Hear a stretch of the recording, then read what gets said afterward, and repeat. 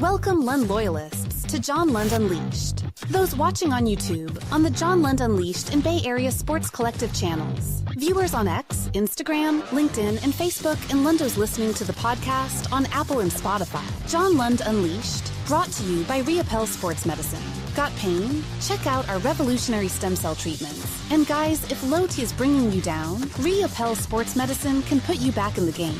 Now all juiced up and ready to go, here's Johnny. What's happening? Happy Thursday. That is the cover of the show. If I got to be honest with you, if I had known what I know now, I would have changed the cover. There's Giannis. He speaks. And I don't know if it's good news or bad news. I'll ask you. But there it is right there.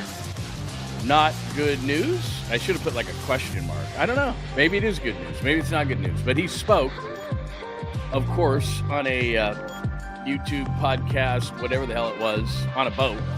And it's really interesting. So, hang on one second. I'm trying to take a distraction away here. So, here's what happens. I wake up every morning.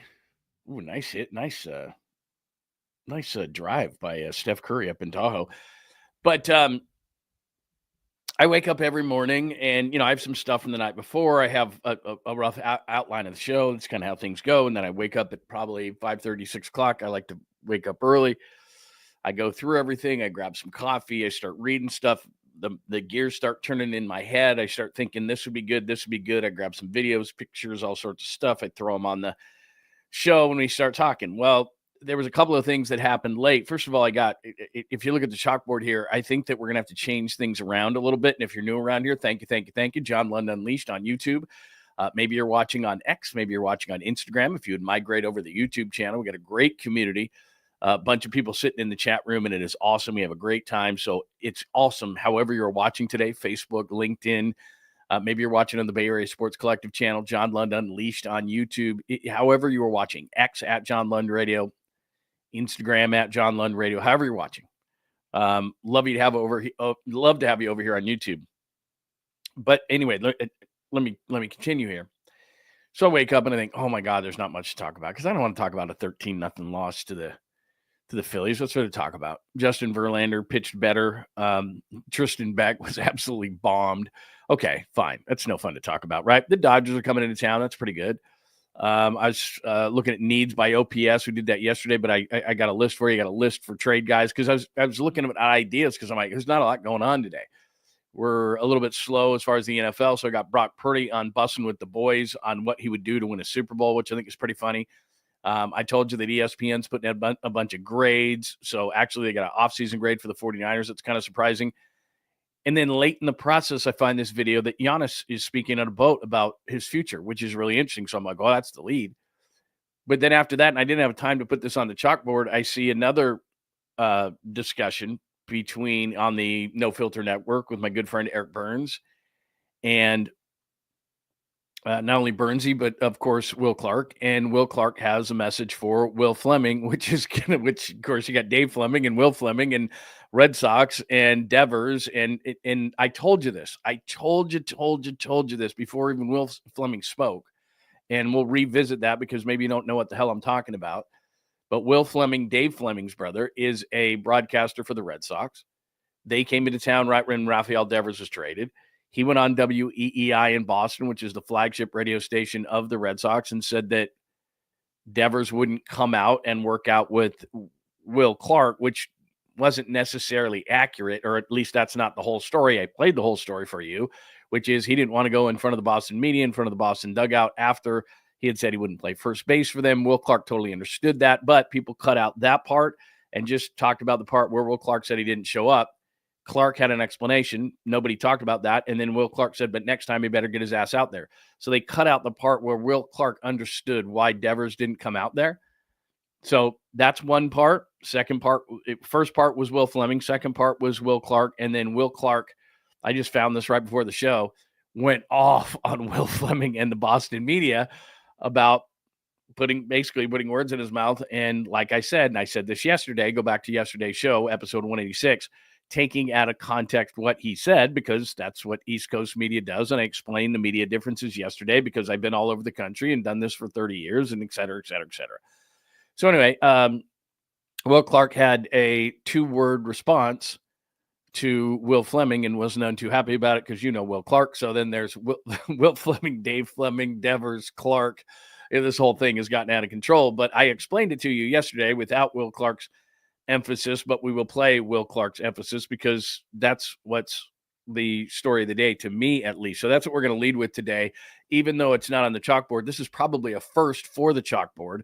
We usually stay right with the chalkboard for the most part. I might juggle it around a little bit, but we have a topic because I found it so late in the process here, and that's why I was a few minutes late. I was getting all that stuff into the system so that we could play it for you, going back and forth about that stuff. So we got a ton of stuff to get to today. Plus, I am going to do the trade list. And so I did a bunch of stuff that was like, oh my God, we got to fill some stuff. So I'm gonna get all this stuff in there. And then it turns out that we didn't need to, which is so much what this process is all about. YouTube channels, radio shows for many years.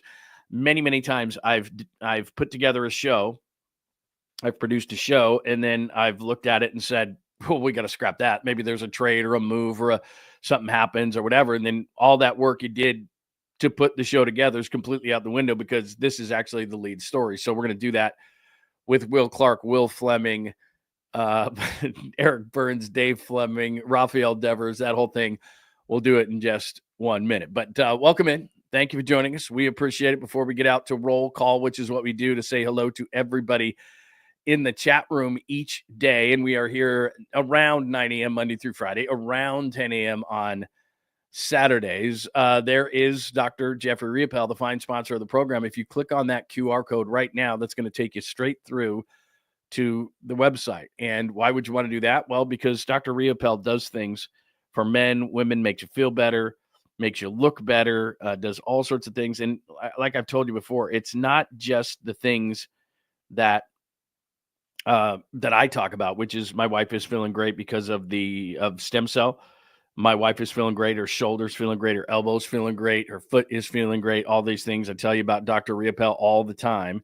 And so Dr. Riopel is awesome. Look, he says, don't say too much. There's legalities. I don't know. I just know from watching my wife and the way she feels, it's a miracle the way she feels because of the stem cell. And Dr. Riopel was one of the first in California to do the stem cell process. I'm telling you, it is incredible. It's just incredible. And so that's something I highly recommend. I do the low T procedures with him. I've been doing low T for years and years. So you feel better. Your testosterone is up. Your mood is better. Your metabolism is faster. You just feel like yourself again. And I used to have to do these shots weekly. Now it's just like every 3-4 months you go in there, take a quick blood test. Okay, let's get you back up to your levels. It's really easy. It's really quick. And I do that with Dr. Riopel. So if you click on that QR code right there, it's going to put you right to the website. So there you go. The website's right there. That QR code is going to click you through, and then you can check out all the procedures that Dr. Riopel does. So check out Dr. Jeffrey Riopel. If you can't get to that QR code, I understand. Just do your favorite search engine. Maybe Google it. Riopelle, Dr. Jeffrey Riopel. All right, we got a ton to get to for episode 187. And again, your attendance is greatly appreciated. Looking in the chat room right now on John Lund Unleashed. Good morning to our good friend Dom, and Perry is here this morning, and it's great to see you, Mark. Yeah, I know. It's crazy, isn't it? I'm just going to lead with the Will Clark thing. I have to. That's exactly right. He didn't want to face the media. I said this yesterday, but it really wasn't that hard. And people they took the beginning. Well, anyway, I'll play it for you in just a second. Good morning, everyone. Jake says, good morning, Joe Schmo. Oh, we already got our first super in the house today. Remember, if you want your stuff up on the screen, 100% guaranteed. A super is the way to go. A couple of bucks and you're contributing to the show. So thank you for that. Good morning also to the 1420. Good morning, Kenny Smith. It is great to see you. Usually Kenny's got a Giants thought. He's with me. It's like when you get beat 13-0, whatever. When Mike Yastrzemski's pitching late in the game, whatever. Not going to spend a ton of time on that. Naomi is here today. Joy is here today, which is awesome. That means we're going to have a great show. Hurley Bird is here this morning. A bunch of people in the room. Say good morning to us, please. If you're new, it would be amazing if you just say, hey, man, I'm new around here. Good to see everybody. Everybody's cool in this room, man. And as I always say, you don't have to agree with the host or anybody else in here.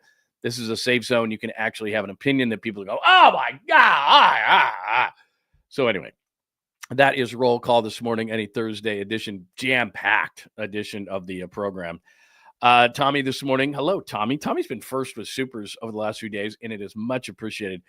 Beck is a bum. He should be working at McDonald's. No offense to anybody working at McDonald's.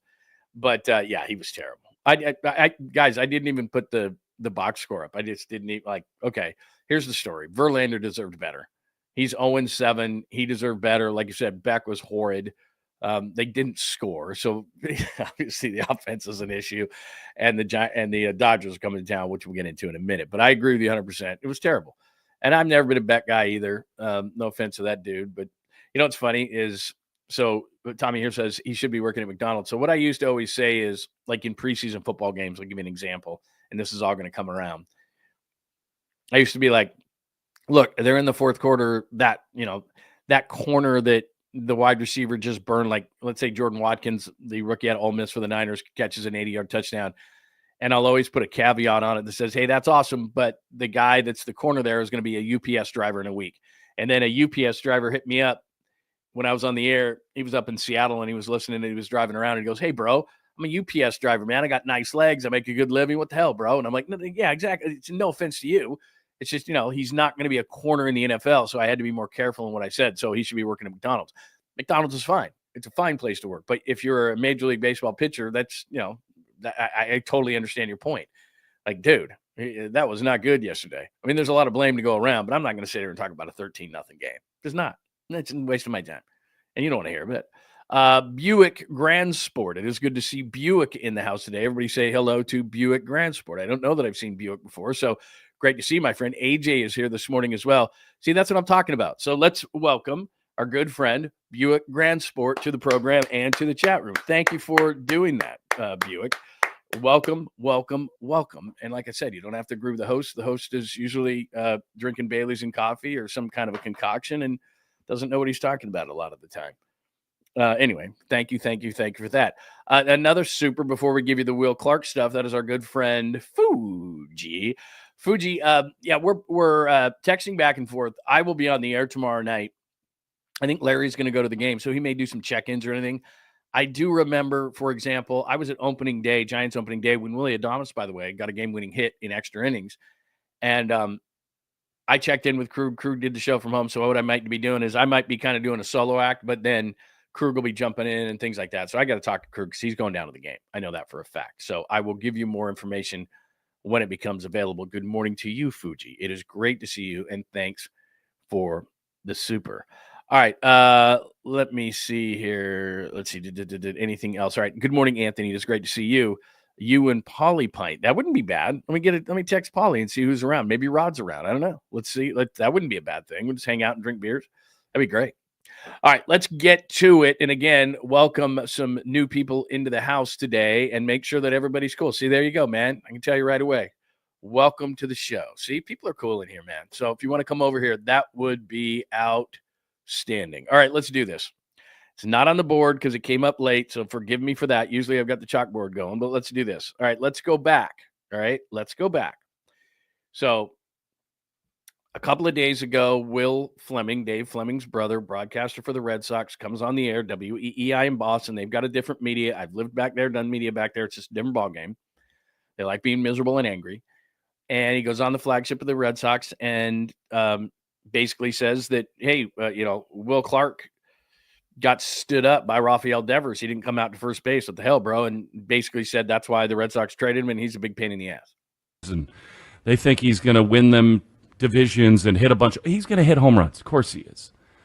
They don't yet know what is going to happen with the player. I was there the second day. Will Clark was there to work on ground balls with him at first base, and Rafi didn't show up.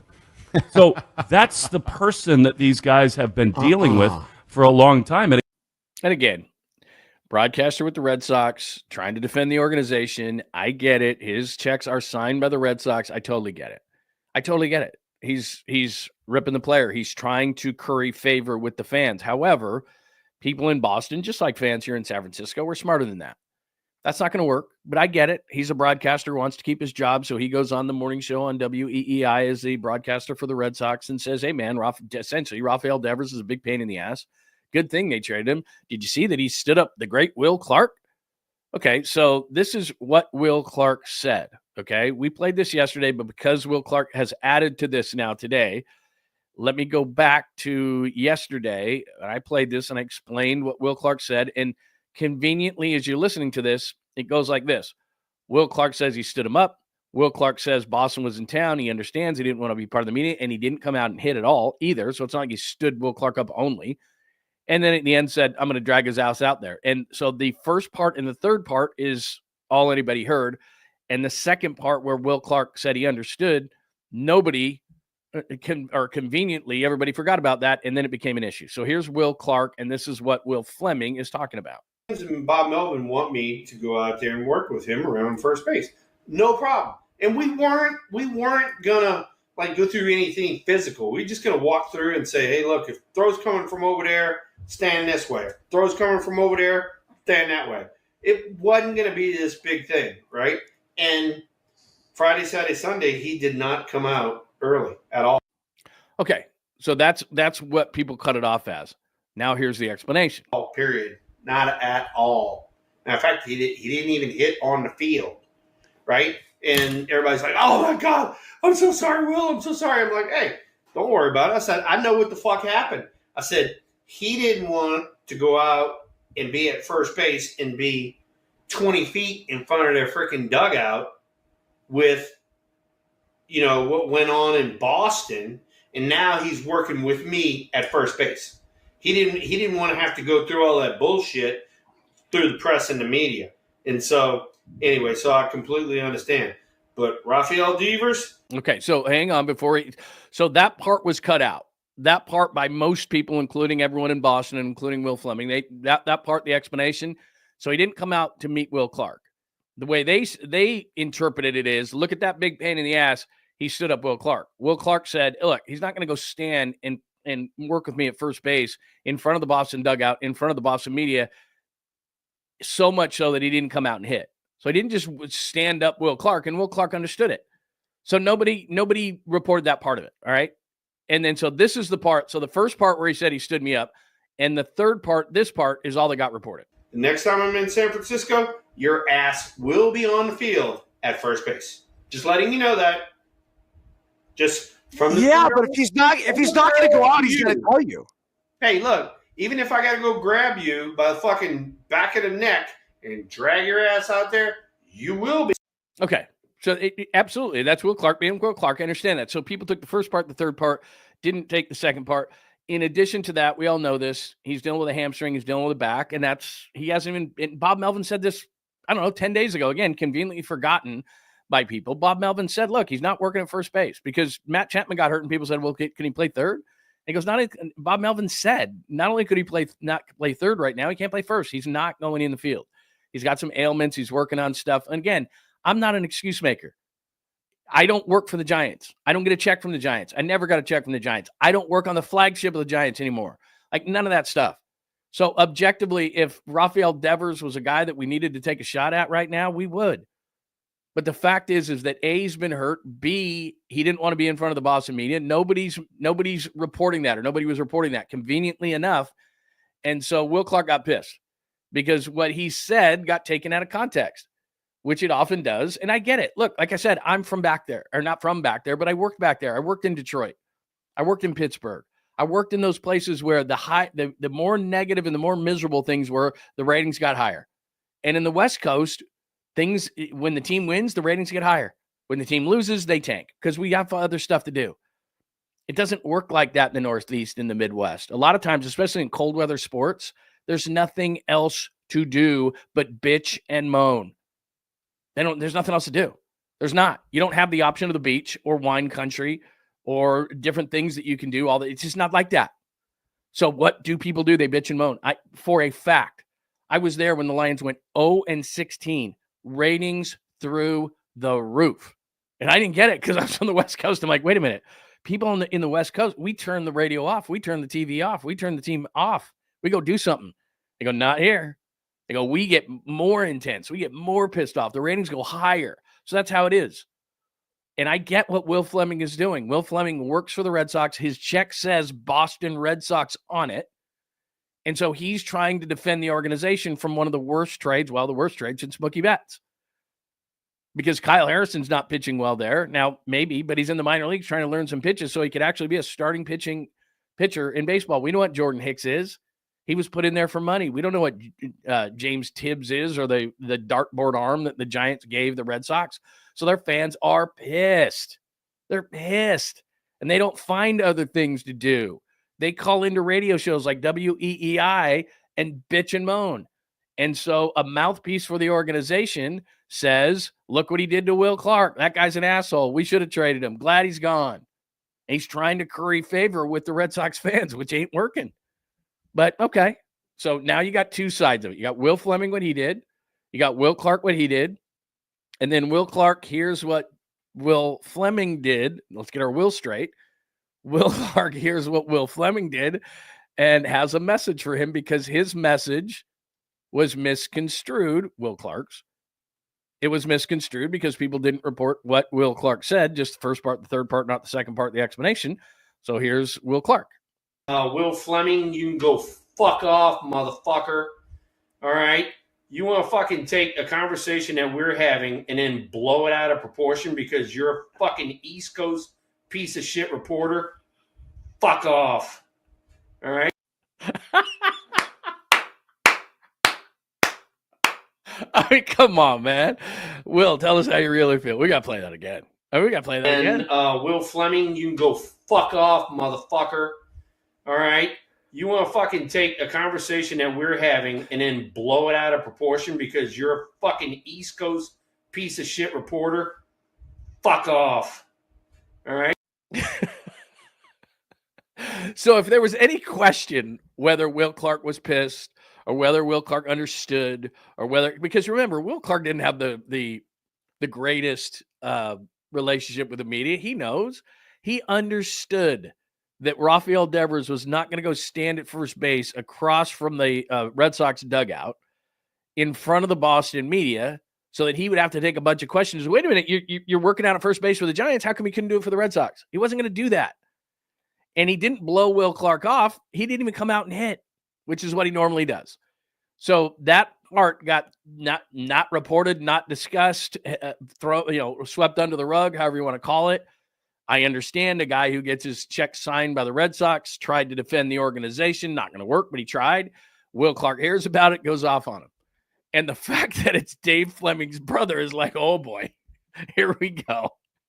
And Dave, by the way, is awesome. Dave Fleming could not be more of an awesome guy. Had him on, I don't know how many times on the show. Then, I did pre-post or pre-game for the Giants a million times, and Dave would come down and sit with us on the patio. He's the greatest. I mean, Dave Fleming is the greatest. And now he's stuck in the middle of this shit going, oh my God, are you serious? My brother, this. And the organization's not going to get mad at him or anything like that. But my God, he's sitting in the middle of this thing going, God, can I just not be in the middle of this whole thing? Oh my God. Because again, it's not, Dave Fleming will say things. I mean, he knows where his checks are signed. Dave Fleming will say things, but it's like my brother says this, and then I'm in the middle of this. And I understand all sides of it. But I think by Will Clark going off on him, it's like, look, man, quit trying to blow this thing out of proportion, man. Just quit trying to blow this out of proportion. Will Fleming, you can go fuck off, motherfucker. Look at Burnsy. All right? You want to fucking take a conversation that we're having and then blow it out of proportion because you're a fucking East Coast piece of shit reporter? Fuck off. So I guess what we're saying here is there's no issue. It was a few day story, but we had to play the Will Clark part of it. But the story's over. Like there's no rift, there's no issue, there's no problem. A guy tried to defend his organization from a terrible trade. Will Clark ain't having it. Tried to twist Will's words. Didn't report the fact that Will said he understood why he didn't come out. And then Will hears what the dude said and basically rips him to shreds. So I think it's over. I mean, I'm sure in Boston they're like, Will, you got to come back at him. Will Fleming. Will Fleming's like, we're done. We're done here. Don't expect that dude to address that again. Like, I'm sure it maybe he's on with a weekly or something as the broadcaster for the, kind of like what Dave Fleming does. They'll come on. I'm sure he's going to tell him next, like, that's over. I'm not doing that anymore. So don't even ask me about it. Exactly. Dave Fleming's in the middle of this going, do not talk to me about this. I do not want to get in the middle of this. Dave is so good, though. Dave is so good. He'll address it in kind of a funny way or something. I'm sure Tolbert will have him on or something like that, and it'll be funny. But anyway, there you go. So not on the board today, but the story of the day, Will Clark, Will Fleming, Rafael Devers, Bernsey, Dave Fleming, like the whole thing together. Just amazing, man. Yeah, 100%. Thank you for the super Tangy. Great to see you, man. Tangy. Will Clark is his own caboose pistol. 100%. I would have saved that for the, I don't even know if I have a caboose pistol today, as a matter of fact, because I was getting so much stuff together. There is so much today. But anyway, yeah, he is. He is absolutely, I mean, that is as good as or better than, I hate to say this, a caboose pistol because it was so good. Great point by you, Tangy. And thank you so much for the donation to the show.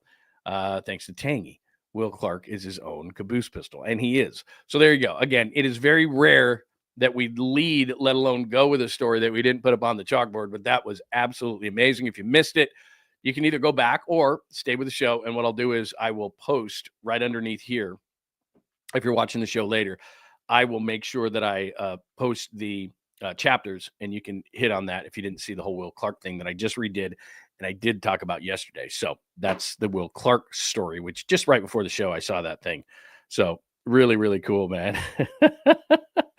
Carlos, it is good to see you, my friend. Nice to hear you. When are you having Pop on? I missed you guys in KBR, but happy to hear your channel. First of all, welcome, Carlos. Very nice to see you. Very nice. Everyone, welcome Carlos to the program officially in the chat room. And like I said, if you're watching on one of the other platforms, thank you. If you would come over to the chat room and be a part of the community, that would be outstanding. So if you're on X or Instagram or Facebook or LinkedIn or any of these other places, even if you're on the Bay Area Sports Collective, a lot of the chat room is on John Lund Unleashed. So welcome to Carlos. And everybody, please say and welcome Carlos to the program. I had Papa on, man, God, probably 4 months ago, and I'm not sure that they can come on anymore. They were cool for a little bit, and then I think when we became Bay Area Sports Collective, I think they said no more. So I'll text Pop today, and you're right, it's about time. I mean, we're getting close to camp, maybe another week. The closer we get to camp, the more I'll have them on. But I mean, we're in contact all the time. We've been friends for 15 years, and close friends for 15 years. It's just we haven't really talked about the show or anything, or his show or my show. We don't really talk about it anymore, but we just talk about general stuff. But yeah, I'll ask him because I'm not sure he can come on anymore. Although, Pop, he's not one for the rules. So we'll see. But anyway, yeah, thank you. Thank you for finding the channel, first of all. And second of all, I'll talk to him and I'll see where they are as far as get an update on status there. But I'm not sure. He came on early in the process. I agree with you, Free Murph. Let's see. What is it? Let's see. Now Camber said no. At least they did to Murph, and he guessing up. Yeah. Yeah, I think they did. I think because I know Murph was coming on. I think Murph was even coming on weekly, wasn't he? Wasn't Murph coming on weekly with Paulie? And then I think they said yeah, they took that out. So I don't know if they can come on at all or whatever the case may be. But anyway, who knows? I'm not in the loop there anymore. All right, let's see. Episode 187, we just did the Will Clark stuff, 13-0. So I think I already talked about it. What's there to talk about? The only thing that comes out of that game to me is, Tristan Beck sucked. And as much as I've talked about Justin Verlander not being great over his last 30-plus starts, 2 out of his last 3 starts, he deserved better. He's 0-7. He should at least have 2 wins, if not more than that. But he certainly pitched well enough yesterday to be in that game, not losing 13-0. Dodger matchups. Let me do this real quick because I've got the Giannis stuff, and I'm going to hit that up after a little bit of baseball talk here. And since we started with Will Clark, let's just stay with the theme of baseball, and then we'll get to this Giannis stuff. And I need your help in the Giannis discussion because I'm not sure whether this is good news or bad news. So let me do that. But let's see. Let's see the matchups. Hold on 1 second. Here we go. Right here. Here's the weekend. So they're off today, obviously. Here's your weekend matchups. This is going to be fun. Dustin May, who isn't quite himself because he's coming back from about 1 million injuries, versus Logan Webb. Come on, get Logan Webb some runs, please. Saturday, you got to go to that game. I mean, even if you're like, I hate the Dodgers, I get it. And Ohtani's not going to be in there long, but I got to go on Saturday and see Ohtani pitch. I just have to. I did see Ohtani pitch as an Angel against the A's. I did see Ohtani pitch in Anaheim when he was with the with the Angels. I got to go see him pitch as a Dodger. So I got to do that on Saturday. And then Sunday, are you kidding me? Right before the All-Star break, Yamamoto versus Ray. So both are All-Stars. Neither will obviously pitch in the All-Star game. But look at that matchup. Ray versus Yamamoto. So there's some great matchups this weekend, whether you're going Friday, Saturday, or Sunday. Those are your three matchups against the Dodgers. I'll show you the standings real quickly because, as I told you yesterday, I said if you're within 5 games, then you can say that there's a race going on. Anything over 5 games, that's the cutoff point for me. So even though they got their arses kicked yesterday by Philly, 13-zip, the standings are as follows. So there you go right there. Dodgers, Cubs, Phillies leading their divisions. And the Giants, still a wild card team. Although, again, I look at losses. So 43 losses, you're tied with the Padres. They could get 2 more wins. You can't give back losses. So right there, close. Giants, Padres at 43, 44, 46. If you're not above 500, I'm not talking to you. So there you go on that one. So there's, as far as the Giants are concerned, 38 losses, 43 losses. You're within 5. So we can say they're within shouting distance, because if they can somehow sweep them, and that's going to be tough. Look at those pitching matchups. You're 2 back of the Dodgers. So that's not so bad. So they've got to get it together this weekend. It'd be really, really nice if Devers could get going with the bat a little bit, keep it going with Willy Adames. Bullpen's got to find itself. There's some injuries and tiredness in the bullpen. Good that the All-Star break is coming up, because I think they need a little bit of a break.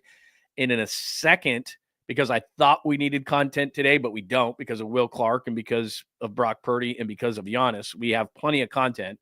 But since I already looked it up and messed with it, I'm going to give you a deadline list. And I've got a reason why I'm doing a deadline list today, because I saw one that ESPN did, and I thought we were going to need content, but I'm going to do it anyway. I'm just going to do it anyway. Might as well. So anyway, very cool, man. Thank you very much. Love the show. Describes the channel perfectly, and thanks for all the warm welcome. See ya. Thanks for making the time. We appreciate it. You don't have to be here for a long time. You're just here for a good time. So I appreciate it. And please come back. It's very cool. I love it when people jump into the chat room and are new. So that's very cool. Kyle, good morning to you. I don't know that I've seen you. Are you another new one? It's very nice to see you. Micho Rizzo. What a great name, and what a great avatar. Micho Rizzo. Good morning, good morning, good morning. Very nice to see you, my friend. Get a lot of new people in here. Yes, thank you for asking. Will you be at training camp? I will be at training camp. This is really cool because at KMBR, obviously, doing the show with Pop for all those years, and even at 95.7, other than a brief period of time for about 3 or 4 years that I was with Tom in the afternoons, I was doing middays, and so it was really hard to do to go down to training camp. Now, we were live from training camp, which was really, really cool, and they would give us players and so forth, and that was fun. We'd do that for like a week, or, well, we'd be there about 3 days, and that was a lot of fun. But outside of that, you couldn't actually go to camp because we were 10 to 2, and that's when camp was going on. So I will have video and interviews and all sorts of stuff, and we'll put it right here on the John Lund Unleashed channel. So thank you for asking. Yes, in a couple of weeks, we will get that rolling, and we'll have a lot of training camp stuff for you. So there you go. There's our good friend Scott. Please do like and subscribe. Really appreciate it. Both channels, by the way, John Lund Unleashed on YouTube, and that big B that you see. Let me take Scott off the screen. There's that big B, Bay Area Sports Collective, which is me, Tom Tolbert, Rod Brooks, Polly Mack, Creative Tony. Who am I missing? Oh, of course, Jeremy Affel and Amy G, all on the Bay Area Sports Collective. All right, let's stay on a little baseball. I will get some Niners. I have Brock Purdy video for you, and I have Giannis video. And again, I'll play the Giannis after we talk some more baseball. And the question will be on Giannis is this a good or a bad thing? Good or a bad thing? So this is what I was talking about when I needed content this morning and was digging for stuff. I saw this on ESPN this morning. And it's got, what this is a list for every single team, whether they're buying or selling, and what player either they should sell or buy. All right. So when it came down to the Giants, best match, Merrill Kelly, Woogie, by the way, look it up. Something about Mary. That's who he looks like. Is that hair gel? So there's Merrill Kelly right there, the Diamondbacks, which for a lot of people would be like, you know what? That's not bad because he's been so good against us. Let's just get him on our team. So that's not bad. Merrill Kelly's been good against the Giants, especially down in Arizona. So let me go through their logic here. Third wild card says weakness starting pitching. Now, we wouldn't have said this a few weeks ago, and it's still iffy if they do have a weakness of starting pitching. And here's the only reason I say that. Do they need a number 3 starter, especially if they're going to be a playoff team that does anything? Yeah. After Robbie Ray and Logan Webb, is it going to be Birdsong? Is it going to be Verlander? Is it going to be Roop? And they lost, if they lost anything in that trade for Devers, which I do 100 times out of 100, and we've said this a million times, they lost major league pitching depth. They lost Harrison. They lost Hicks. So, yeah, they lost some depth. Could they use a 3 starter? Yeah. But my argument against what ESPN is saying here, starting pitching in Merrill Kelly, is that I still think they need a second baseman. They could use any kind of an outfielder. I mean, Mike Yastrzemski's okay. They could use an outfielder. They could use a second baseman. With Eric Miller's injury, I think they could use a left-handed arm out of the pen so they don't burn their pen, because we're seeing way too much Spencer Bivens and Joey LaCasey and who else out of that pen that I just, we might see Sean Jelly again. I hope not. But, we're just seeing too many guys outside of the core guys who are really getting it done. So that makes me a little bit bleh. So anyway, there is Merrill Kelly is what ESPN is saying if they had one player to get. And again, I'm not down on Merrill Kelly, but I did this yesterday for you, but I did it so that you could make this out really easily. So this is OPS by position, all right, in the league and where the Giants rank. So we know, great job by Patrick Bailey the other night getting the inside the park home run, but here's reality, okay? We gave him a day off. We said there will be no Patrick Bailey slander yesterday on the show. Okay, that's gone. 545 OPS, which is last in baseball. I know he's a great defender, but that cannot continue. First base, 29th out of 30 teams. That's going to be Rafael Devers in the second half, so they're going to solve that. Rafael Devers is going to play first base in the second half after the All-Star break.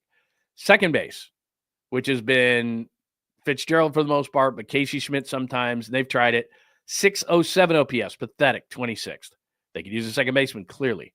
Shortstop, Willie Adames. He's better. 21st, that shocks everybody. I mean, when they signed Adames, it's like they're not going to be 21st in OPS, but they are.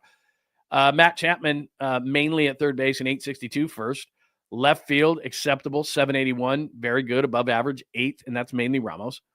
Center field, Lee got off to a great start, but about middle of the road now, 703 OPS. Right field with Yastrzemski. He's having a Yastrzemski kind of a season, 22nd. Could they upgrade there and make Yastrzemski a fourth outfielder? Yeah, they could. This is surprising. 672 OPS, 23rd from the DH position. That's mostly Flores and some Devers. I expect them to be better in the second half. And then ERA, I didn't go OPS as far as pitchers. Starting pitching ERA is 9th.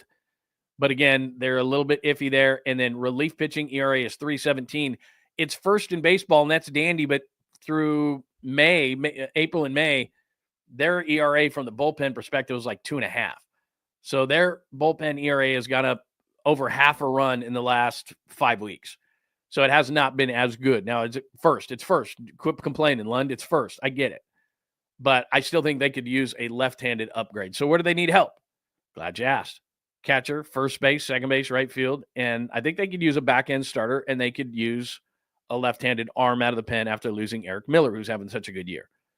So that's going off the board in 3, 2, 1. So you see how they need upgrades. He's saying Merrill Kelly. I'm not against Merrill Kelly. I'm just simply saying that they have a lot of needs for a team that's the third wild card. And this is assuming you want to go somewhere. Okay, can they make the playoffs as is? Maybe. Cardinals are right around them. Padres are right around them, whatever. So it's going to be tight. You're going to have to win probably 88 to 91 games, something in that range. So, yeah, they can use an upgrade, and I think they will. They already got Devers. The front office realizes that they probably need something else. So here's what you love, right? It's like, yeah, Lund's talking about a bunch of crap, but who are we looking at? All right, I just put a quick list together. All right, trade deadline list. Now, there's other guys that are not on this list that I'm sure you can throw out there, and if you want to throw out a name, that's awesome. But, for example, you want a starter? I'd go Seth Lugo, 35-year-old guy, 6-5 with a 267. He's got a player option for 2026. He'd probably be a free agent. Mitch Keller, anybody on the Pirates, as far as their record is concerned, like Paul Skeens has been amazing. He's a below 500 pitcher as far as win-loss, but Mitch Keller's solid, and he's got a contract through 2028 that's very reasonable. Luis Robert is a swing for the fences. You could put him in right field. Look at those numbers. 8 home runs, 32 RBIs, 185 batting average with a 583 OPS. He's got a team option for next year, but he's a guy who's still 27 years old, tons of upside. He could hit the ball out of any park. I don't care. He's a right-handed hitter. Could you get him for next to nothing because he's been so bad and take a chance? He could play right. I think he could play right field. It's going to be a bit of an adventure out there, especially at the beginning. So maybe late in the late innings, Mike Yastrzemski's going to play. But again, at the very worst, you have a right-left platoon there. I didn't put very many first basemen. I just put Josh Naylor because I think that Devers is going to be fine at first base. But I showed you the DH numbers. They're 23rd as far as DH is concerned. So if Wilmer Flores becomes the full-time DH, that's okay. He was great early in the year. He has been very clutch throughout the year and as a Giant. But just saying, look at those numbers for Naylor. 11 home runs, 58 RBIs with an 822 OPS, and he's a free agent at the end of the year. So how much do you have to give up? If I'm trying to get a starting pitcher, I know he mentioned Merrill Kelly, but if I'm going to Arizona, I'm going to ask about Zach Gallen. He's a free agent at the end of the year. He's usually nails. He's 7-9, but more importantly, a 5.15 ERA. He's been horrible. So maybe you can get him for very little. He's going to be a free agent. He's been terrible. My problem is I don't think Arizona's out of it. So if you're looking at Naylor, if you're looking at Gallen, ESPN mentioned Woogie, Merrill Kelly. I don't think Arizona, A, is going to trade, and B, sure as hell ain't going to trade to the Giants, but why not? The hot name lately, over the last probably week, Edward Cabrera of the Marlins, of the Fish, 3-3 with a 333, and he's got one more year of ARB eligibility. That would be a guy that you could get into your rotation not only this year, but next year, and he's not going to cost you a ton. That would be a guy I would really look at. Because if you're looking at Gallen, he's a free agent. If you look at Kelly, he's a free agent. If you look at Lugo, he's got a player option. He'll probably opt out. If you want somebody beyond this year that's been pretty solid and wouldn't cost you a ton, Cabrera might be a really nice get, and he's still young enough to be in your rotation for next year and cheap enough. Chapman, to me, is really interesting. Our oldest Chapman helped the Cubs win the World Series in a trade deadline deal coming over to the Yankees in 2016. He's having a great year. 3-2 with a 125. He's still throwing gas, and he's a lefty. And he could be a replacement if your bullpen situation is not great. But could you imagine a 7-8-9, the type of gas you could throw in a 7-8-9 of Rodriguez, Duvall, and Chapman?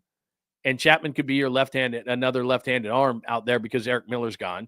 So I'm specifically looking at lefties. Gregory Soto's not having a good year, but for Baltimore, nobody is.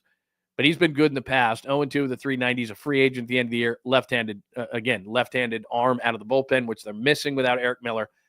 And then 2 second basemen. Ramon Urias of the Orioles is playing more third than second. And again, a 687 OPS. Does that really get me overly excited? Not really. But he's a 31-year-old veteran who's going to give you, and I've said this over the last number of days, just average second base play. Just give me average second base play, man. And they'll be okay. Because then Devers is at first. Average second base play. By the way, I threw this one on late, and I think this is much more likely. The Manassian brothers. Perry Manassian is in Anaheim, L.A., with the Angels. And, of course, Zach Manassian is the general manager of the Giants. So we always think about connections when we think about trades, right? Well, the Angels, the brothers are the general managers of the Angels and the Giants. Think they might make a move at some point?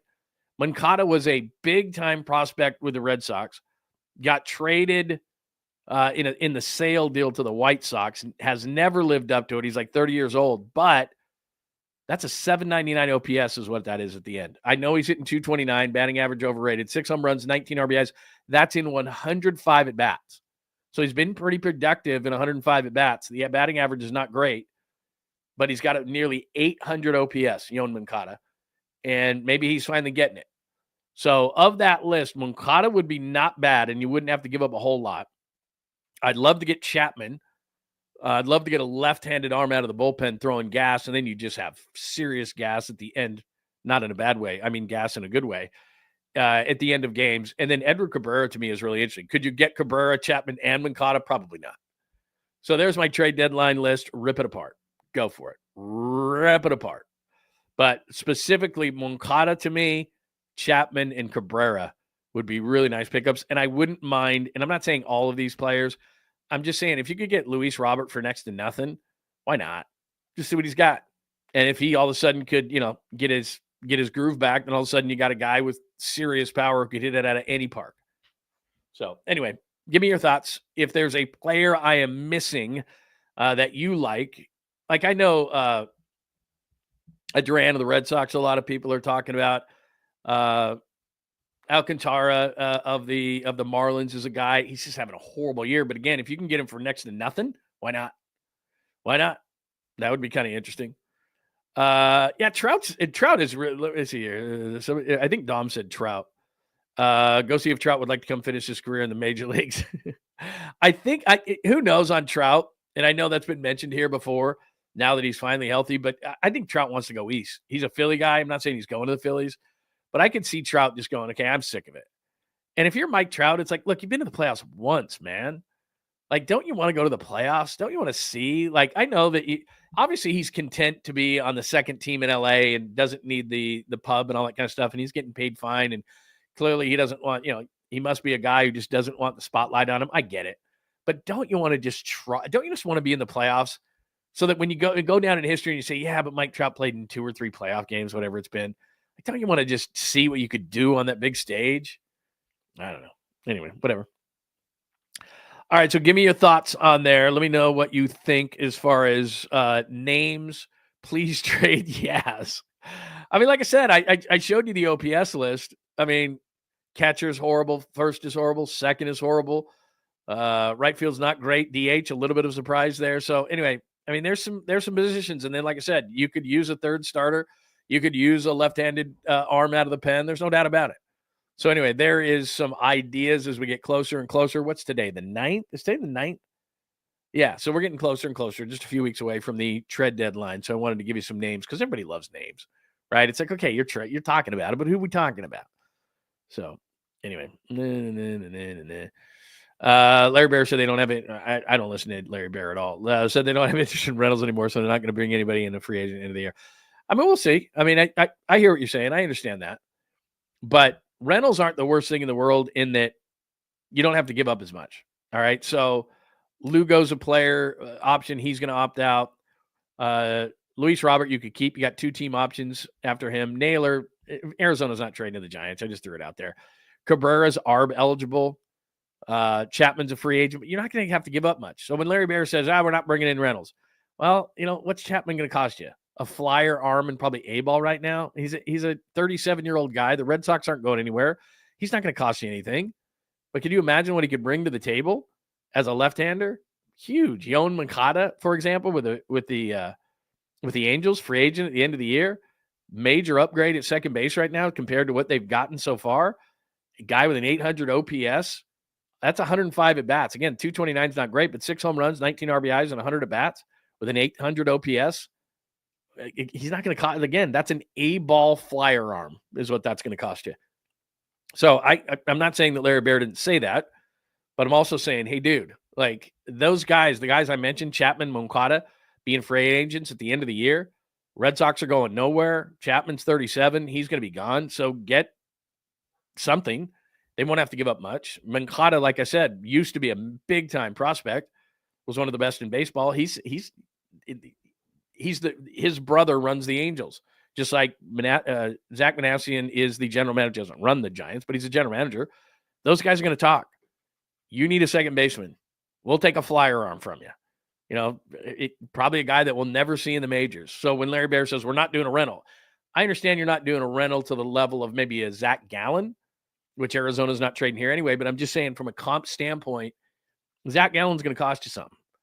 Yoan Moncada and or Aroldis Chapman, they're just not going to cost you much. Chapman 37, Red Sox not going anywhere. That's not costing you much. So I get what he's saying, but if you told me that the Giants had Chapman and Moncada on their team for down the stretch, I'd feel a lot better about things. So anyway, give me your thoughts. Like I said, I don't know what I'm talking about, but I'm just trying to use a little bit of no, I cannot relief pitch. And I by the way, I am a lefty, but can I pitch? Hell no. I've told you this story before. Let's do a quick random real quick because I do have some Giannis stuff. Do I have any more baseball? I don't think I did. I don't think I do. So we'll be done with baseball. And by the way, if you missed all the Will Clark fireworks, which we led the show with, either go back to the beginning or hit me up on the chapters after the show. But, oh, man, I was going to tell a story, and now I forgot about it. God. Oh, I know what I was going to tell you. So I've told this story on the air before, but let me just real quick. So speaking of me as a pitcher, for about 4 straight years when I worked in Detroit. This was pretty cool. They would put us down to spring training for the entire month, and we'd rent a house and down in Florida, and we would. But before spring training started, so we were down there 6 weeks. But then the fantasy camp that the Tigers did was the week before spring training. So the Giants do one of these. Bill Lasky's a big part of it. I don't know if people realize this, but you go down and you play with some of the greats of all time, and you pay X amount of dollars, and they treat you like a major leaguer. There are home and road uniforms, or you're in the clubhouse that they use for spring training, and it's the week before spring training starts, and it's all these old guys who thought, if I didn't have that damn trick knee, I could be in the majors. So it's baseball fantasy camp. And some of the greats from all time with the Tigers, just like the Giants, are all down there, and you're playing against them and all that kind of stuff. And you're playing against other guys, and you're playing a couple of times a day, and it's really fun. And you're telling stories, and you're going out and drinking and all that kind of stuff. It's a good time. But they did it the week before spring training. So I was down in Lakeland, Florida for like 8 weeks. And if you live in Detroit, it's like 8 weeks. Are you kidding me? It's snowing like a mother. It's hailing sideways. Like, this is awesome. So we're down there for that, and we're down there for spring training. So it ends up to being about 8 weeks. So I do fantasy camp, and they let me pitch. I don't know why. I wasn't very good, but they let me pitch. And so I'm in this one game, and I get 2 outs, and I'm feeling really good. And you probably know the name Frank Tanana, another lefty. Play with the Angels, but also play with the Tigers. Frank Tanana comes out to the mound. And this guy probably is a guy coming up to the plate. He's hunched over a little bit and everything. Older guy. He's kind of, sauntering all slowly up to the plate. And he's in his 70s probably. At this point, this is about 20 years ago for me. So I'm not in bad shape. So he comes up to me, and I don't remember the guy's name. This is Larry from, some big sponsor of the Tigers, right? Larry from Budweiser or whatever. And he loves baseball, and, don't be throwing him curveballs, and don't gas him. In other words, throw some BP to this guy. Larry's a big deal. Budweiser, big sponsor, whatever it was. I don't think it was Budweiser, but you get the point. Spends a lot of money. Don't strike this guy out. Don't throw nasty shit at this guy. Just let him hit the ball. I'm like, okay. So I throw a couple of meatballs up there. Larry misses them or fouls them off or something. And I'm in like a 1-2 count, right? There's a couple of guys on like second, third, and you want to win. Like your adrenaline starts going. You want to win, right? And so I'm kind of looking around. I'm rubbing a ball up, and I look around, and like there's guys in the infield. They don't know that Frank Tanana told me that, that give this, give this guy some BP practice, right? And I did. Probably threw him like 5 batting practice balls, and he couldn't either hit him or he dribbled him foul or whatever. And so guys are like, they're starting to, come on, man, let's go. Let's get out of the inning. You got this. Let's go. Because, these are guys that you're set on a team. And so I got to go back into the clubhouse, and I got to face these guys, and they're going to give me shit that old man Larry got to rip off me or something like that. So finally I'm like, it's like a, 2-2 count or something. I'm like, I'm not letting this guy hit me. And so I throw him an Uncle Charlie. And don't get me wrong, man. It's not like I have a Landon Root curveball or something like that, but it was decent enough. And Larry just goes, whiff. This old 75-year-old guy whiffs at this pitch, and Frank Tanana's pissed. But the rest of my team's happy, right? And Larry's the guy with the money. He's kind of pissed too, and he strikes out, and he kind of hits his bat on the plate, and he's pissed off. And I go, kind of running back into the dugout. Frank Tanana's like, what the fuck, man? He's like, that's Larry from Budweiser. Spends a bunch of money on the big sponsor of the Tigers, man. I told you, man. BP, you got to give him some BP, man. It's a big deal. And I'm like, I'm sorry, bro, man. I'm like, I'm looking at my teammates, and I just can't do it. I couldn't do it. It was like basically he's asking him to take a dive, right? In the boxing ring, he's asking, take a dive. Come on, man, take a dive. We got a lot of money on it. Take a dive in the 3rd round. I just got to the 2-2 count, gave the guy like 4 or 5 pitches to hit. I couldn't do it. So I threw him a curveball. He struck out, and Frank Tanana was pissed. He was so pissed. I didn't care. I was like, whatever. And I don't think he let me pitch after that. And by the way, you think, man, you do this for like a week, this fantasy camp, you play like 2 games a day. So you play some night games, day games. I probably pitched 3 times. I thought my arm was going to fall off. I mean, I have so much respect for baseball players. I have respect for all professional athletes. But when these guys do this all year long. I pitched like 3 times. I might have pitched like 2 total innings. I was like, I was going to die. It was rough, man. It was rough. I think I might have strained a hamstring too, running down to first base on a play. I mean, it was unbelievable. Anyway, all right, let's move on. Good morning. If you are just joining us, John Lund Unleashed. So far, episode 187, Will Clark goes off on Will Fleming. That's not on the board. If you missed it, go back to the beginning, or I'll post the chapters. Unbelievable. Will Clark basically says, fuck off, because everything was taken out of context. 13-0, 13-0. So not going to talk about it. Dodger matchups. Needs by OPS, I gave you. The trade list, I gave you that as well. So that's all the baseball I believe I have today. We have Brock, Bussin, and Giannis, and I want to know your Giannis thoughts on if this is good or bad news. So do I have anything else baseball related? We've done like an hour on the show, and we've done just baseball, but it was worth it between Will Clark and stories and everything else. So let's see. Hi, Tuna Bomb. You say Urias a more solid ad than Moncada. Moncada not any different than Schmidt. I'm just saying, like, I agree with you. Moncada was a big-time prospect, didn't live up to it. I'm just saying through 100 at-bats, which is nothing, he's done pretty well. He would cost you absolutely zero. And we'll see on Schmidt. But you're right. It's kind of a dart throw, but I wouldn't mind it, and I don't think it's going to cost you anything. So anyway, that's just my thought. All right, let's see. What else do we have today? Anybody else jump in the room with any thoughts before we move on to what we're going to move? Oh, some Brock stuff, which is hilarious. I got to play this for you. I could even do this for the caboose. Should I do that for the caboose? Yeah, maybe I'll save Brock Bussin for the caboose. Maybe I'll do that because I don't have a caboose today. Yeah, fantasy camp's amazing. Like after a few days too, because what you do is you play games during the day for the most part. You do one. I think there's one day where you do night games, but for the most part you do. Day games, and then you drink all night, and then you're hungover for the game. It's like, oh my God. Yeah, I know. My first pitch, and I played that the other day, by the way. I played my first pitch, and I did post it on John Lund Unleashed if you want to see it. I posted it the other day. Yeah, I was doing Chad Bradford. Not to say that I could pitch, but I was doing Chad Bradford, and that didn't really work out so well.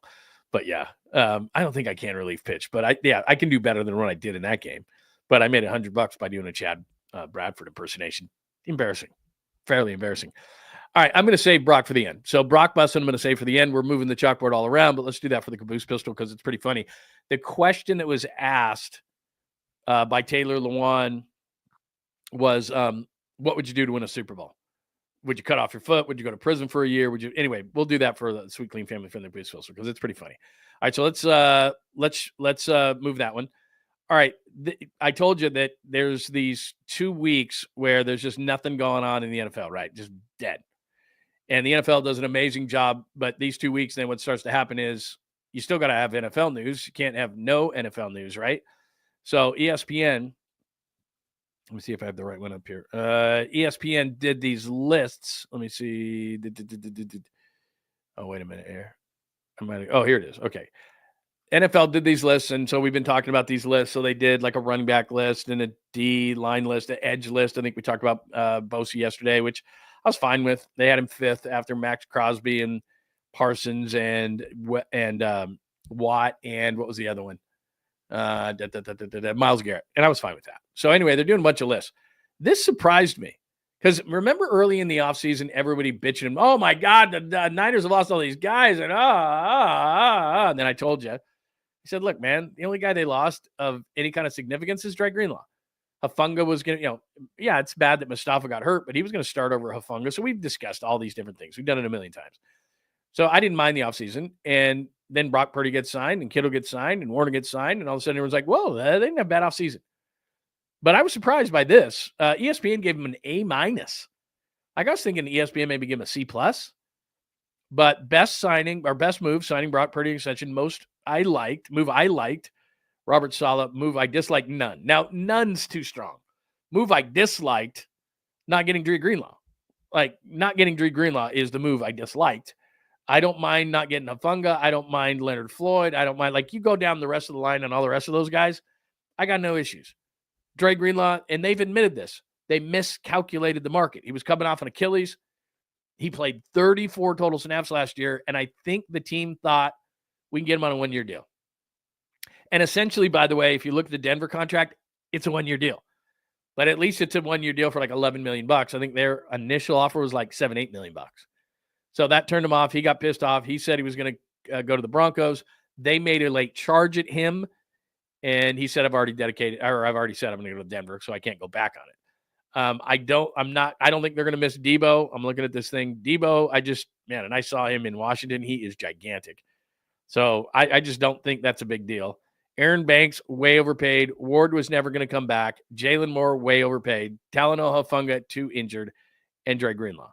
And they got Bryce Huff, by the way. And they didn't even mention that. I'd say that the move I liked, I'd put Sala and Huff. And yeah, biggest move was signing Brock Purdy. So they got everything done. So they started out where people were going, oh my God, what are they doing? And they finished with a flurry. And so A-, I think earlier in the offseason, what did I give them? I probably gave them a B+ or something like that. They lost a lot of guys, but I wasn't as worried. I never was. Like, and everybody was freaking out. I was like, look, they lost Greenlaw. That was the big loss. So an A-, I was a little surprised by that. A- seemed a little bit high for me, but that's what it was. Getting a lot of new people in the room today. Outstanding. Who doesn't love this? Daily Bluntathon. By the way, Daily Bluntathon, since you have the West Sacramento A's, what's going on with Jacob Wilson? I know he got hit on the hand. What's the story on him this morning? I forgot to look. Is he okay? Because that would really suck. He got voted to the All-Star game, first rookie shortstop to start for the AL in the All-Star game since 1960. I hope he's not hurt. But he did leave the game last night. So what's the story on him, man? I didn't look this morning. I hope he's all right, because that would suck. That would really suck. Let's see, what else do we have today on the football front? Oh, the other list that ESPN had today, when I thought I needed content, but I don't, was the safety list. Where's that at? I have that somewhere here. Oh, you know what? Here, let me do this. So I thought I needed content, but then Will Clark went off and I found Giannis and all these kind of things, but I'm still going to do this. So that's off-season grade. Where's the other one that they had up here? The ranked 10. See, here's where I'm getting a little nervous. Let's see. I don't see that. Let me see. Do I need to? Oh, man. Here, let me reset this. Let me see if this will work. Okay, can you see that now?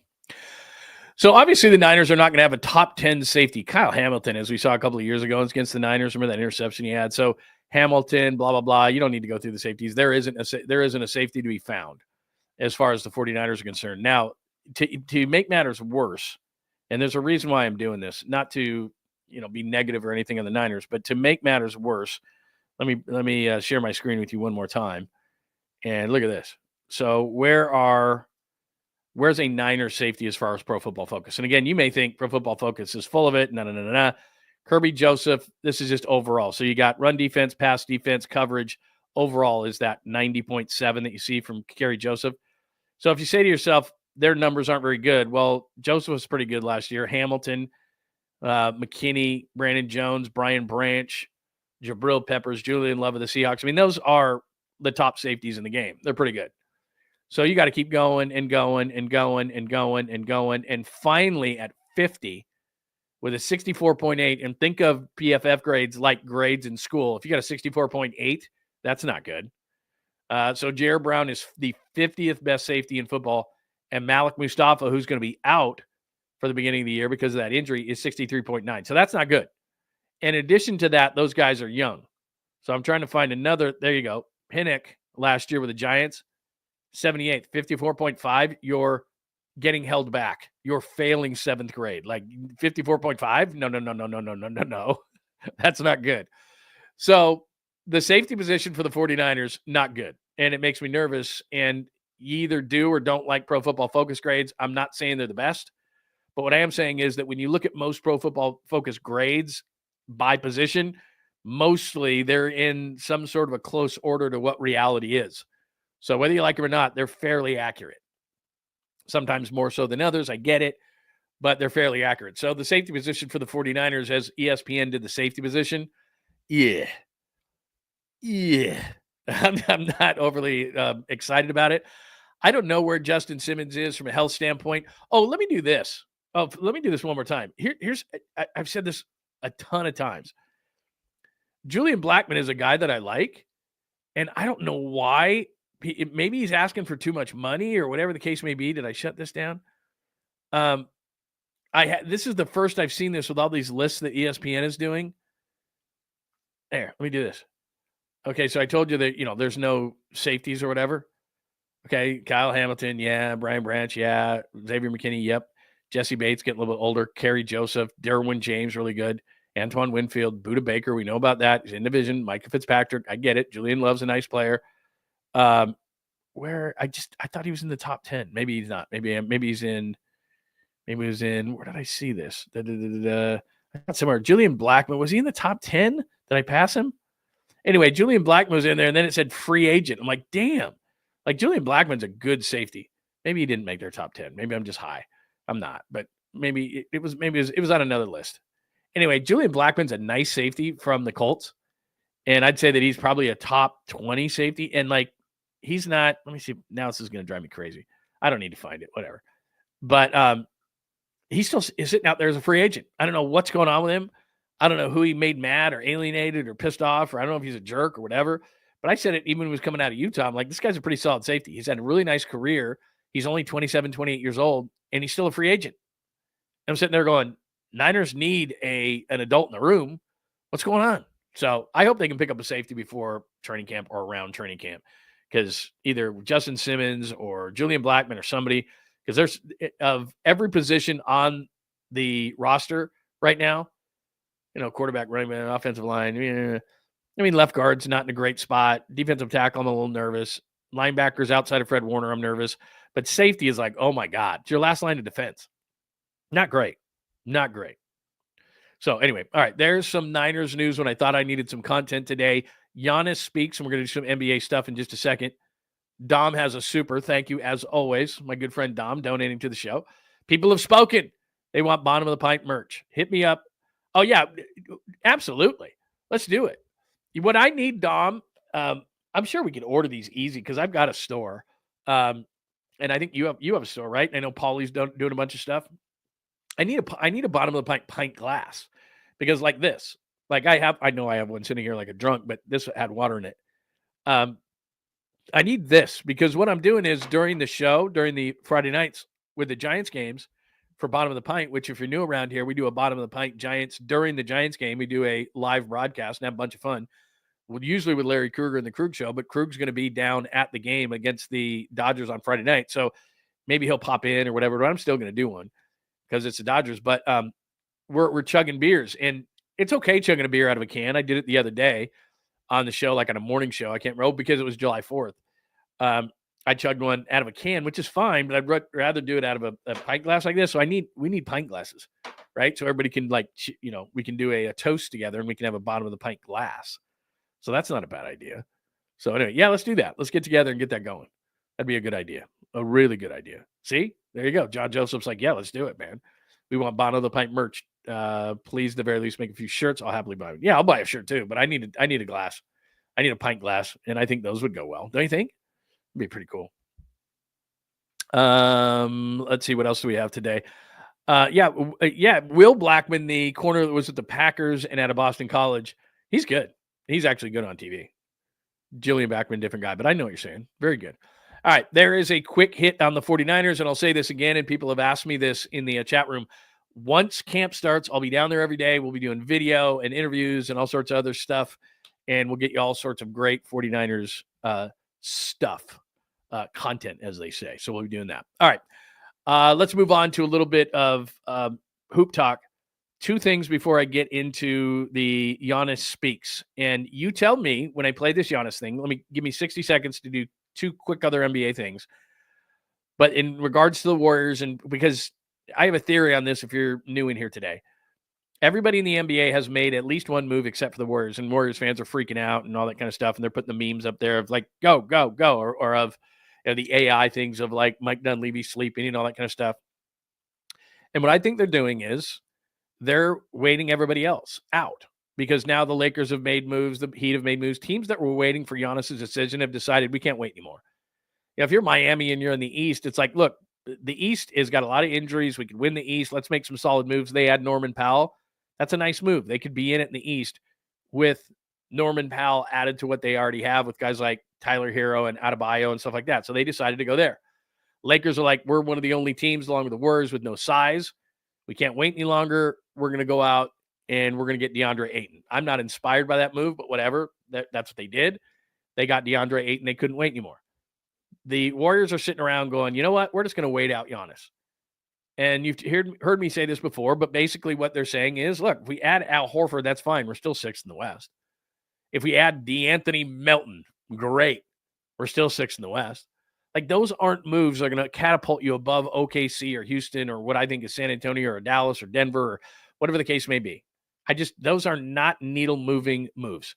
In fact, if you signed Al Horford, if the Warriors signed Al Horford, because you're not signing him, if the Warriors signed Al Horford and DeAnthony Melton, their odds to win the West or win the championship would not change.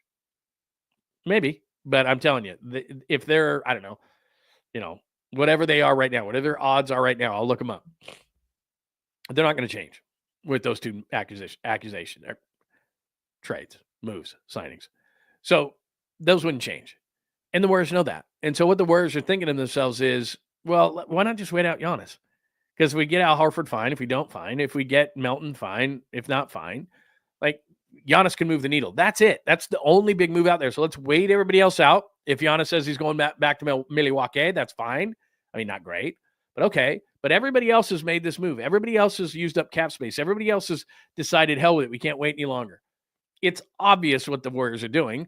They're trying to wait it out because they're not sure if Giannis is going to make that move. So with that, I was going to do two other moves, but I've already kind of talked this thing up. So you tell me, all right, when you hear Giannis here, he's on a boat. He's on, I think it's like Instagram Live or something, or maybe he's on some kind of a podcast. It is a podcast. There's a little logo down there. But is this good or bad news for the Warriors? You tell me. Here's Giannis on a boat. I think this is yesterday. Tax is bad. New York tax is bad.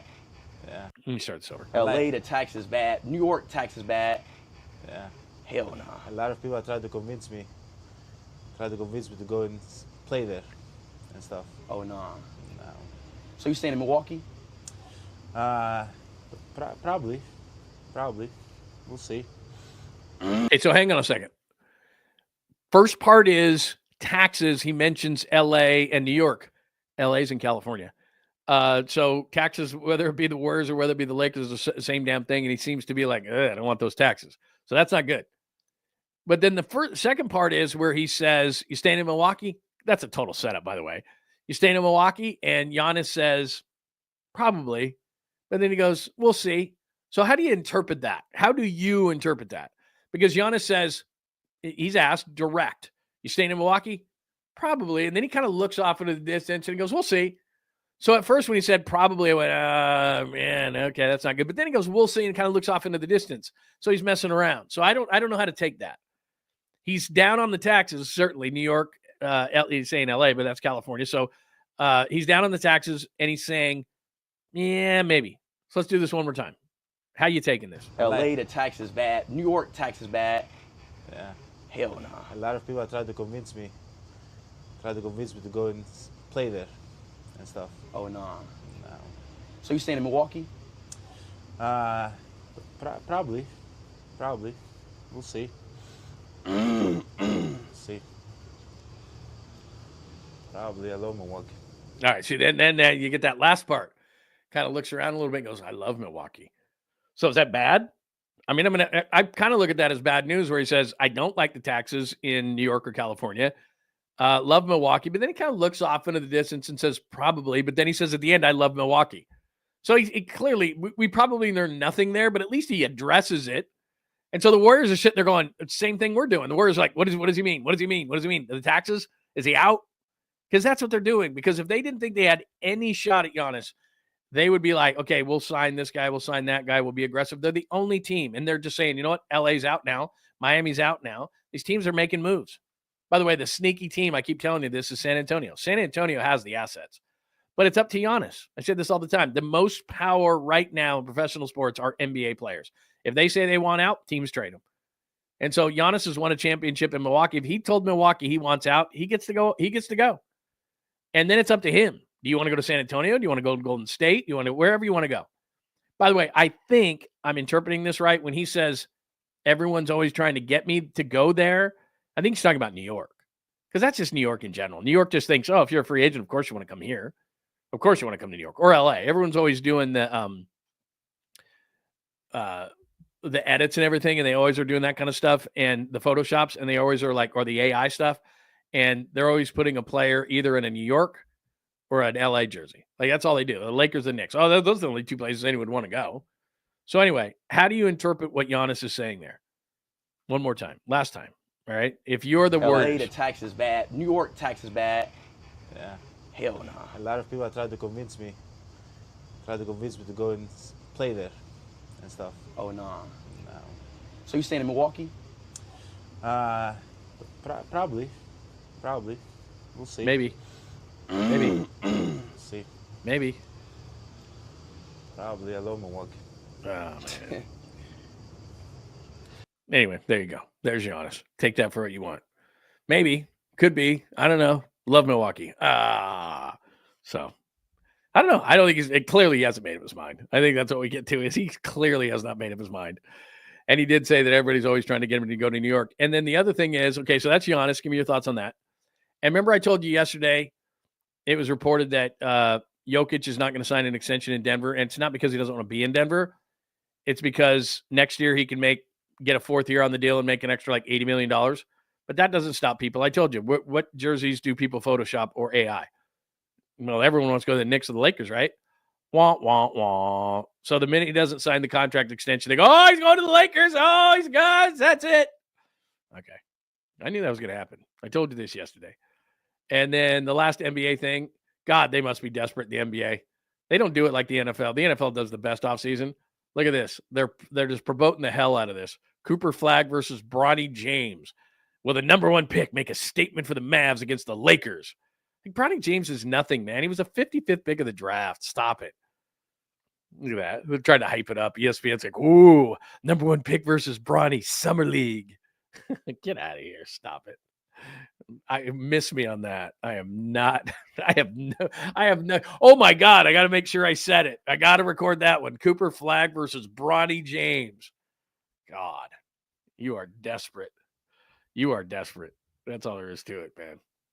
All right. Episode 187 today. Up on the chalkboard again, Will Clark with a not so subtle message back at Will Fleming of the Red Sox, Dave Fleming's brother, when he tried to blow out of proportion Rafael Devers not working with Will Clark at first base.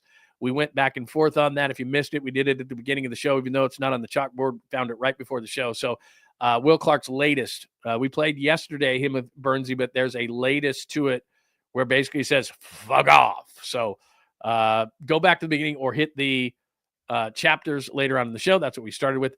13-0 so Dodger matchups, needs by OPS, my trade list 3 weeks out. We'll update that every single week or maybe every few days. Brock Bussin, we're going to do that right now for the Sweet Clean Family Friendly Caboose Pistol. 49ers surprise grade A-, says ESPN of the offseason. Safety help is what concerns me the most. Giannis speaks. How did you interpret that? Random things happen throughout the show, and the caboose is going to be Brock. We've decided. Brock, we decided. Yeah, come on, man. Yeah, all the rookies play. Like I told you, I did the Summer League, the Rocky Mountain Review. I saw Tim Duncan's first game, and he was struggling with Greg Ostertag. We're all looking at each other going, is this Duncan guy going to be any good? Like, I wouldn't read too much into Summer League. I'll tell you that right now. Exactly. Bronny's not even good in the G League. I saw him the other day. He went like 1 for 9, missed like 3 threes that were wide open, and then had a breakaway dunk, and the ball came out of his hands. I'm like, come on, man. I'm not trying to rip the guy. I mean, you're LeBron James' kid. That's an unenviable position to be in terms of your basketball life. It's like none of Jordan's kids played. They played to a certain level, but it's like, come on, man. Like, it's brutal. I feel bad for the kid, man. But it's like, and then ESPN's hyping up Bronny James versus Cooper Flag. Can't miss it. You're like, really? Come on, man. Quit it. Stop it. All right. There you go. Yeah. Yeah. The 24-hour fitness by me. Dudes are just chucking. That's a fun place to play. Nobody plays defense. Everybody's cherry picking. He'd be good, man. He'd be good. All right. What else do we have? Anything else on the board today? All right. Let's get to the Sweet Clean Family Friendly Caboose Pistol. I was going to play this earlier, but this is pretty good. And again, this is a question for you. So Brock Purdy is asked by Taylor Lewan in Bussin' with the Boys, What? Hold on, let me get my music together here. There we go. What would you do to win a Super Bowl? So, like, chop off a foot, go to jail. So you can give me yours. Hit me up in the chat room at John Lund Unleashed. Hit me up in the John Lund Unleashed chat room. What would you do for whatever? 49ers Super Bowl, Warriors championship, Sharks title, whatever your team is. What would you do for, or whatever, go off the board, whoever your team is. What would you do for a championship? Brock was asked that question. John Lund Unleashed presents the caboose pistol. Wedged in the crack of her buttocks. Somehow, someway, Lundo thinks this is the best way to leave a final impression on you for the day. The old caboose pistol, everybody has one. Did you say caboose? I know some women who could hide a machine gun in there. Yeah. Leave me out of this, you weirdo. Here's John. All right, this is not part of the caboose pistol, but I was just looking at things I had loaded up for the show today, and I forgot to mention this. So hang on before we do. What would Brock do for a Super Bowl? My favorite, Kevin Harlan, good friend of the show, has signed with Amazon Prime. So this is huge news because we weren't going to have Harlan calling NBA games, and it's like, come on, man, that can't be possible. So he is going to call games for Amazon Prime. So there you go. Turner, of course, is not going to have the NBA. Harlan is going to call games for Amazon Prime. So we are not going to be Harlan-less for the NBA season, which makes me happy. I don't know what your thought is, but that makes me happy. So that's not necessarily a sweet, clean, family-friendly part of the caboose pistol, but I forgot to mention that, so here we are. All right, here is Bussin' with the Boys. Taylor Lewan asks Brock Purdy, what would he do to win a Super Bowl? Would you still take the Super Bowl? Let's add a layer. So you go to prison for a year. Would you cut off your foot? Cut off my foot after? Yeah. No, I'm gonna be straight. Okay. Up. Would you end your career if you ended on a Super Bowl this year? Keep in mind the guarantee you have on contract would stay. Super Bowl was this year 5? But dude, if you're saying that 2010, me. Wow. What do you say about the career thing? Would you end your career? He didn't answer that question. Dude, I don't want to end my career because we can go win more. Like, why would I end the career just for one more when we can win multiple? But you're guaranteed to win this year. You being the Super Bowl MVP. All pro. Dude. But your career is done after that. Or you can try to chase the Super Bowl for the rest of your career. Don't try to chase. Well, that's what you'll be doing. You can't sit here and guarantee you're gonna have a Super Bowl. Bro, what did other guys say? I'm curious. This podcast really gained its footing when Mike Vrabel said he'd cut his piece off for a Super Bowl. Are you serious? Yeah, he said he cut it off. Yeah. Head coach of New England Patriots. Yeah. Mike Vrabel. Okay, hang on a minute. I want to make sure that you caught that because this happened a while ago and maybe you forgot. Mike Vrabel, the head coach of the Patriots, who's won multiple Super Bowls, still said to this day, if he could win another one, he'd cut his piece off. His piece. No. There's nothing on earth that would make you do that. Nothing on earth. I don't care. Millions of dollars, billions of dollars, this, that. Nope. I'd cut off a hand. I'd cut off an arm. I wouldn't even cut my tongue out. But no, not that. I mean, there's nothing. Anyway, continue. Yeah. Married 13 years. I'd say, yeah. But he's also he's not playing. I feel like as a player, I feel like I can make an impact. He did mention that he won one as a player. He wouldn't? He won with the Patriots when he played. Yeah. But don't worry, if you ever meet Mike Vrabel, you'll know how many years he played in the league. Yeah. No, I would go to prison for a year, preferably not under the situation of whatever you just said.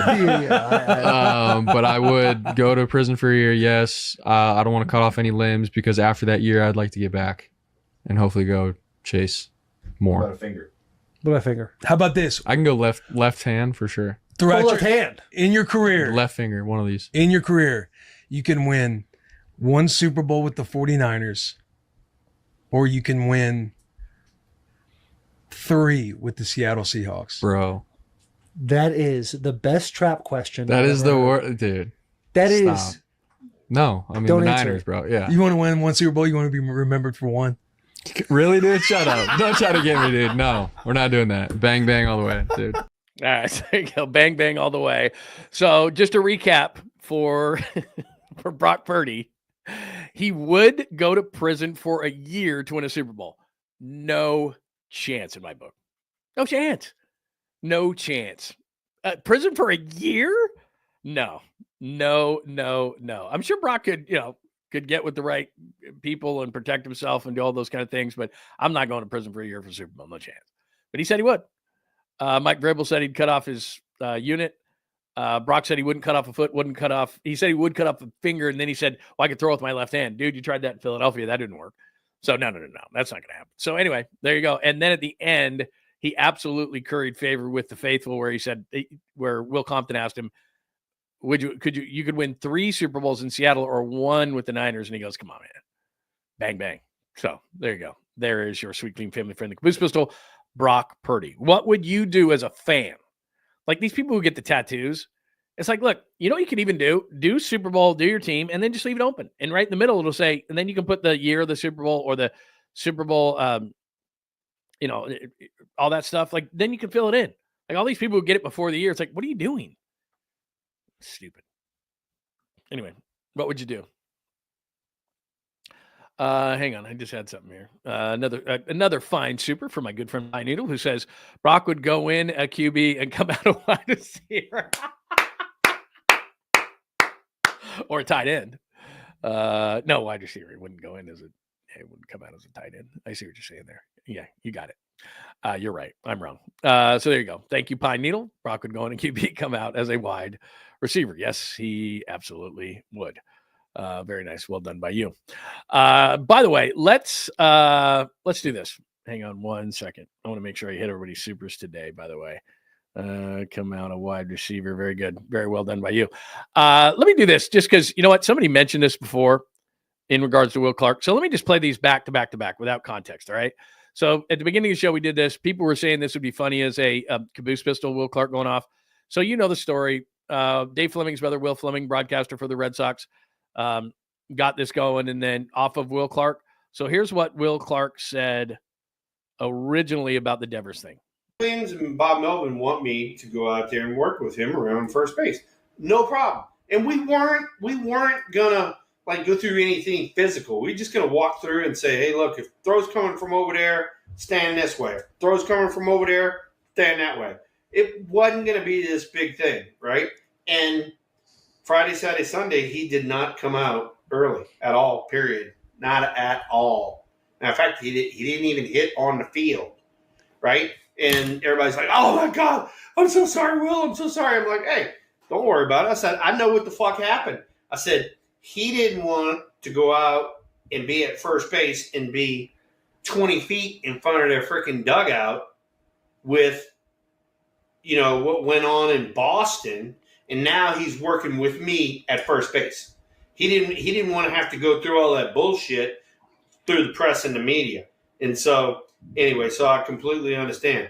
But Rafael Devers, the next time I'm in San Francisco, your ass will be on the field at first base. Okay, so then, again, there was an explanation in the middle of it. The Boston media didn't want to go out there. He didn't come out and hit, so Will understood. And then this is how it was interpreted in Boston by Will Fleming, Dave Fleming's brother, who's a broadcaster of the Red Sox. And they think he's going to win them divisions and hit a bunch. He's going to hit home runs. Of course he is. They don't yet know what is going to happen with the player. I was there the second day. Will Clark was there to work on ground balls with him at first base, and Rafi didn't show up. So that's the person that these guys have been dealing with for a long time. Okay. And then Will Clark heard that, and here's Will's response.